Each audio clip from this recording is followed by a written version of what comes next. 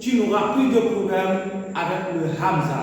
Pourquoi la Hamza peut te poser des problèmes? Regarde ce que le mot Umu.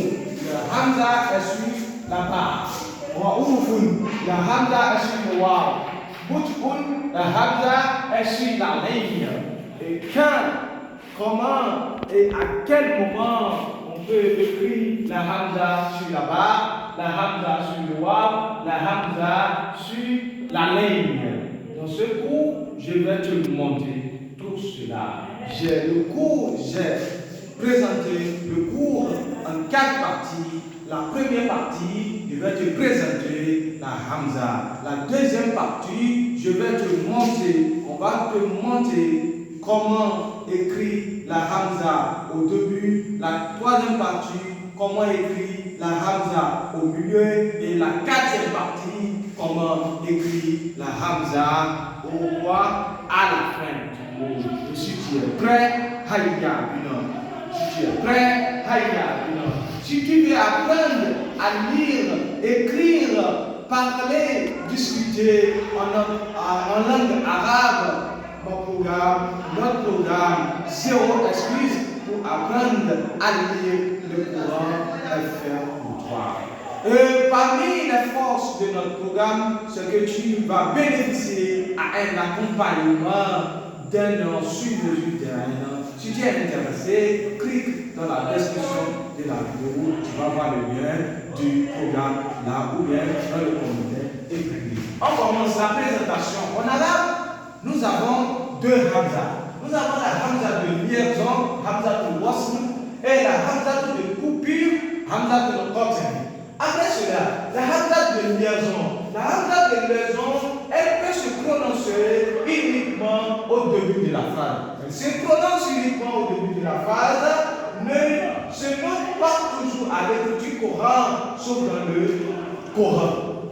Troisième critère de Hamza de wasl, c'est marqué par une petite boucle sur le alif. On écrit ça comme ça.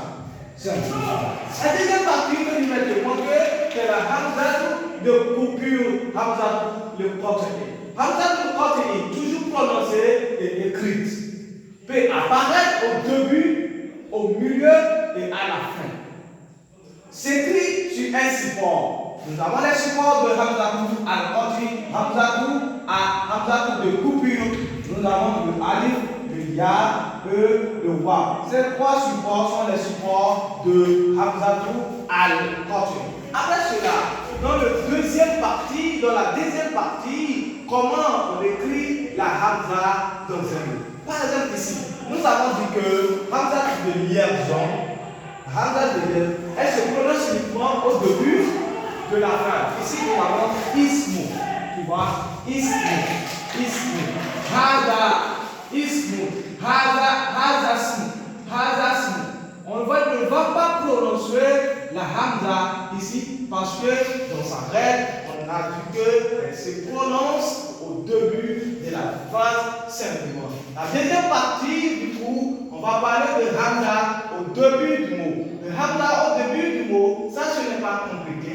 On a 3 manières d'écrire la Hamza au début du mot. La Hamza avec la fatha, ça s'écrit A comme ça. La Hamza avec la doma, ça s'écrit ou. La Hamza avec la question, ça s'écrit comme cela. Et c'est intéressant. Exemple, nous avons ici le mot akala. Et ici, c'est la Hamza avec la fatha. Ici, on a ihsan, c'est la Hamza avec la question.